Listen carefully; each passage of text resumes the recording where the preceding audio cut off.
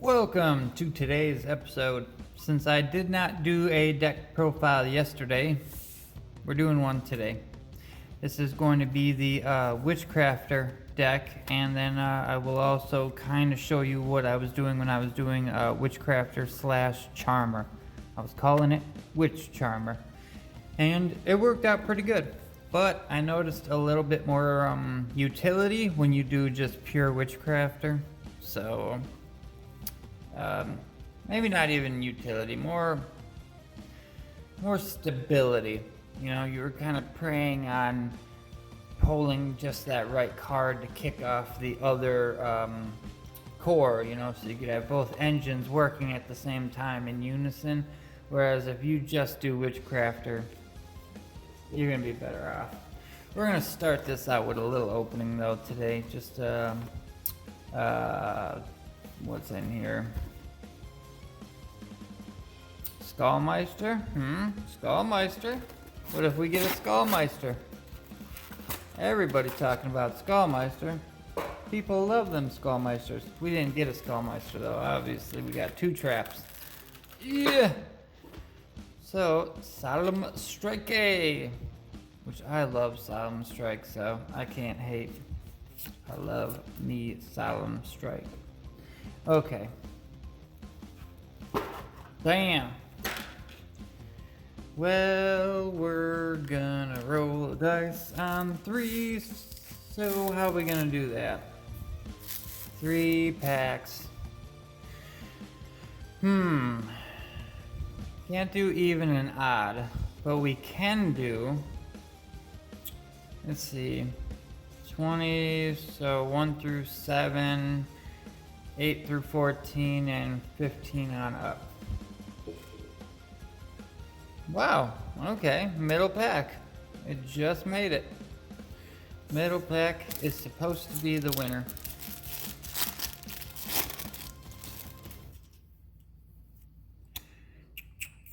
Well, Light Sworn, Twilight Sworn, Launch Commander, World Legacy's Heart, BB Vice, Light Sworn Enchantress, and World Legacy World Chalice, Wicked, and Twilight Twin Dragons, and the Crowned by the World Chalice. Alright, middle pack. This one should have the 10,000 dragon in it. Backup Secretary, Junk Breaker, another Twilight Zone, and Miss Radiant with Supreme King Dragon Starving Venom. 2 Dark Pendulum monsters make of that bad boy. Infernity, Samurai Skull. I think I was just looking at this card the other day. When this card's normal summon, you can send 1 zombie monster from the deck to the graveyard. If this face-up card and its owner's control leaves the field because of an opponent's card effect, you can special summon 1 level 4 lower zombie from your deck.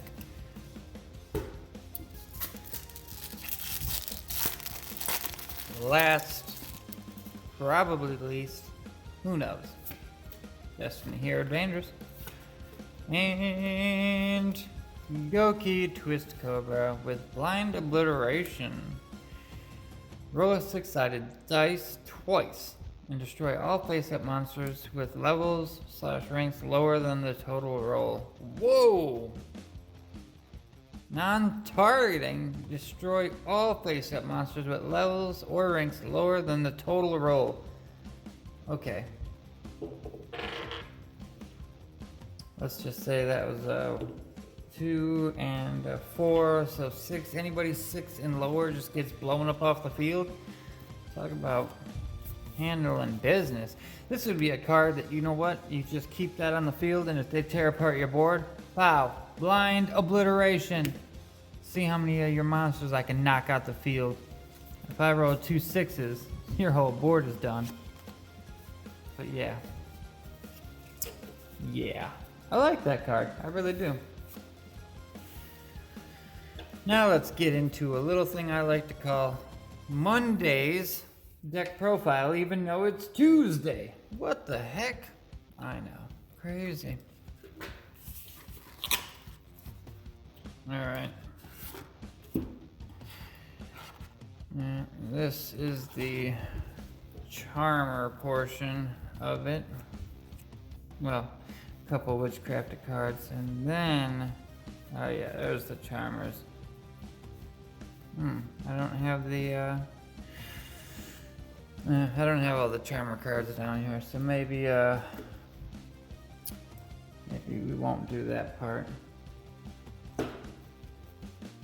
Because there's a Spirit Charmer card that it's a quick play spell that lets you set one and put one in your hand, and that's actually, you gotta play 3 of that. Alright, we got our 1-ofs. We run 1 Witchcrafter Golem, 1 Madame Berry, and you can run 1 Hane. I run 2 Hanes and then 1 Adele. The reason being is that since Hane is 24, it's nice to get her out there twice just for the attack value. It's not hard to bring these cards out. You can basically just pitch lower ones. You know, send this card with a spell off the field, and discard 1 spell from your hand, and special summon another Witchcrafter. So they're really, you're gonna bring this one out first, bring her out in defense, then next you're gonna want to get Hane out there, and together Hane makes it to where your opponent cannot target spellcasters you control, and Madame Berry makes it to where anytime your opponent does anything, you're like, nah, you ain't doing that. You go to attack, I show you I got spells in my hand, and all my monsters go up 1,000 attack and defense per spell in my hand. So I got 3 spells, all my monsters are going up 3,000 attack and defense to the end of the turn. Aside from that, if your opponent tries to do anything, quick effect, you can discard 1 spell, negate the effects of all face-up monsters your opponent currently controls until the end of this turn. So they put something out there, they're going to try to do something, pitch a spell, all your face-up monsters don't work. Incredible.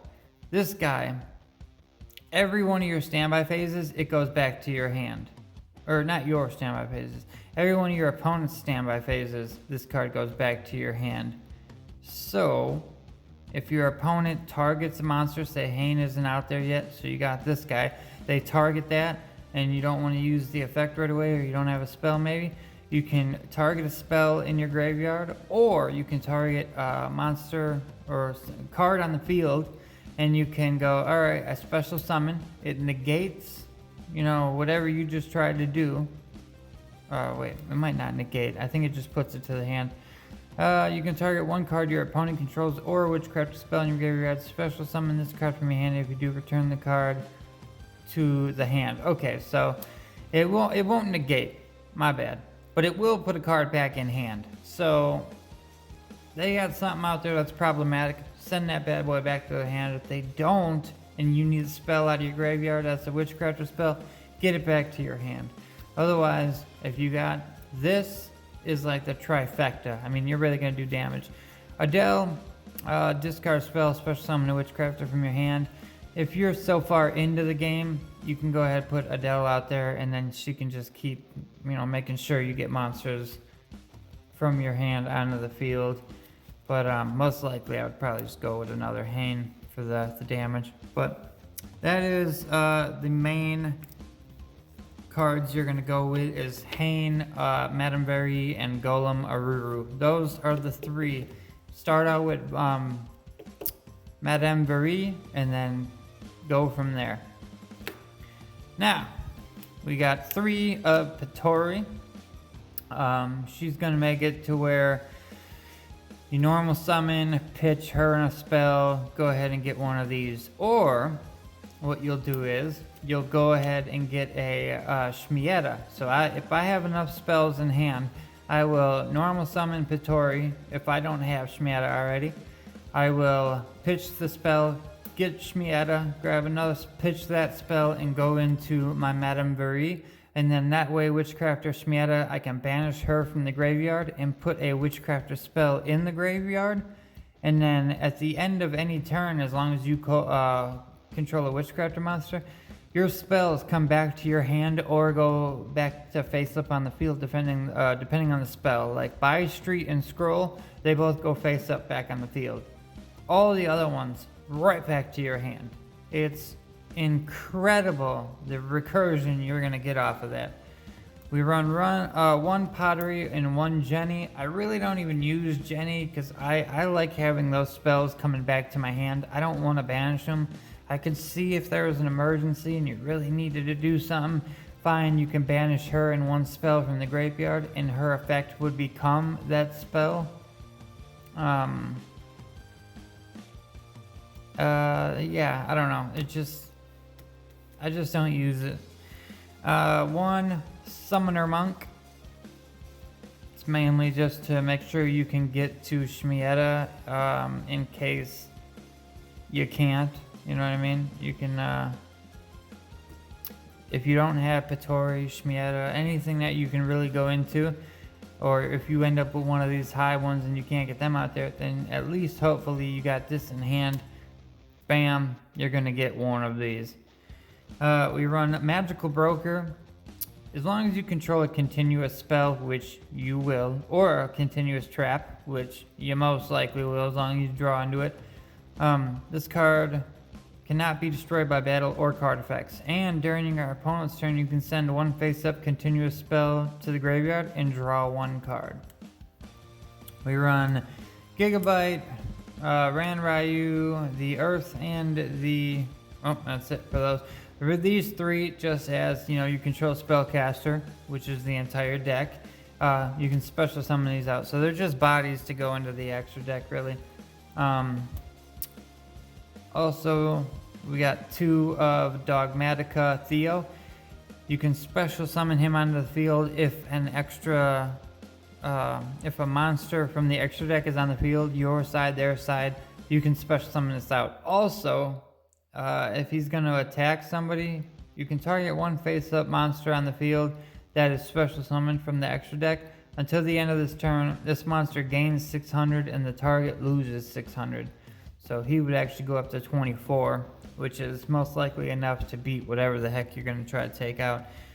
Alright, that's going to be it for the monsters. Now, we run the one of Scroll, one of Buy Street, Shmieta, just kick off Buy Street into the graveyard, so at the end of the turn, this comes to the field, and it makes it to where the first time each Witchcrafter monster you control would be destroyed by battle or card effect, it's not destroyed. Also, if you want to activate one of your Witchcrafter effects and you know, you got to send a spell, you can send one of these. They both have that in their writing. We got 3 Holiday. Target a Witchcrafter in your graveyard, special summon it.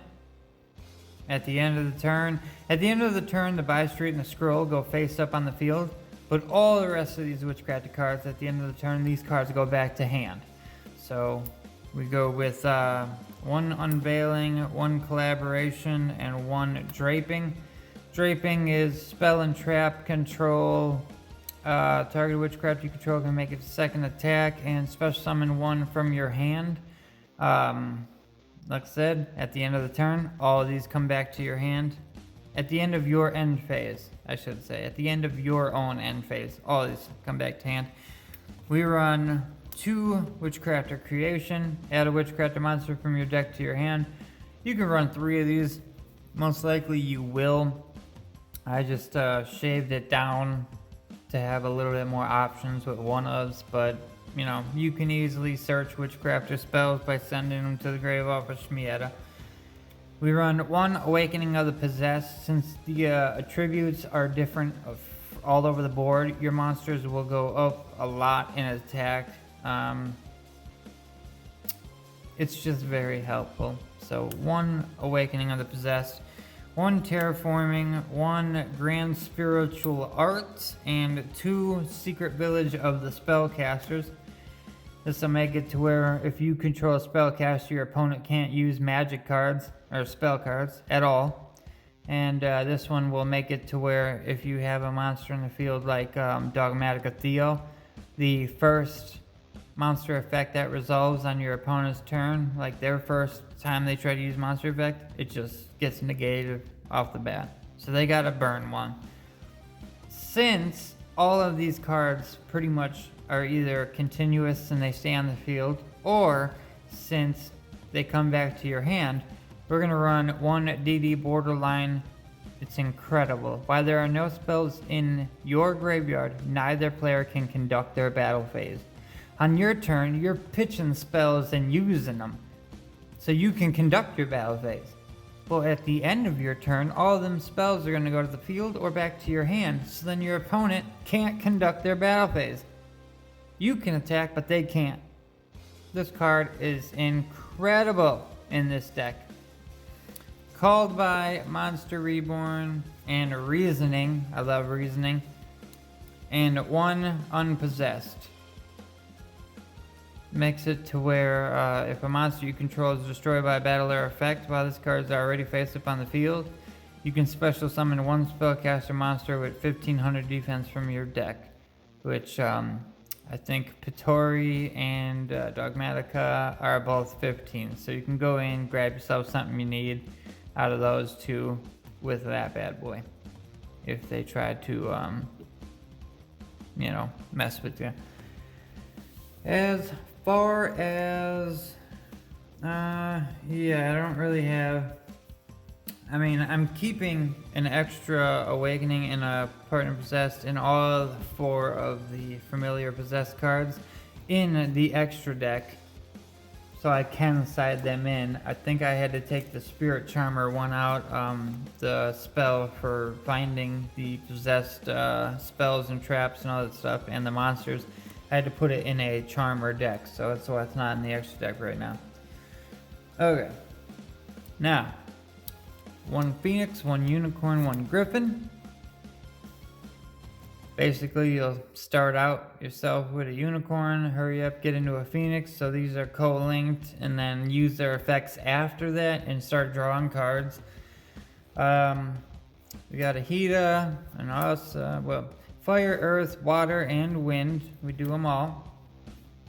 These are situational. You only really go into them when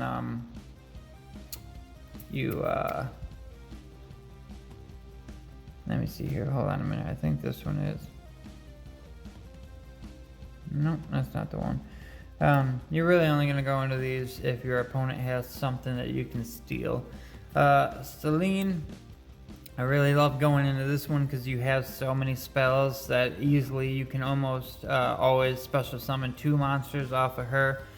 Appaloosa and Boral Sword, your negation, your win condition if you need to go for it. Otherwise, really, you don't even go into Boral Sword. It's kind of a, alright, I can do it, I'm just going to do it. Abyss Dweller, Downward Magician. Love both of these. And super poly targets, especially, I will say this, especially Quintet Magician. Okay. If you can super poly, if your opponent even has like 1 or 2 spellcaster, you'll have a full board of spellcaster. So use up theirs, a couple of yours, and go into a 4,500 attack and defense monster. Must be fusion summoned. If this card is fusion summoned using 5 spellcaster monsters with different names, you can destroy all cards your opponent controls. This face-up card on the field cannot be tributed nor used for fusion material. Also, it can't be destroyed by card effects. Can't be destroyed by card effects. Can't be used as a fusion material. Destroys all your opponent's cards and has a 4,500 beat. This card is God.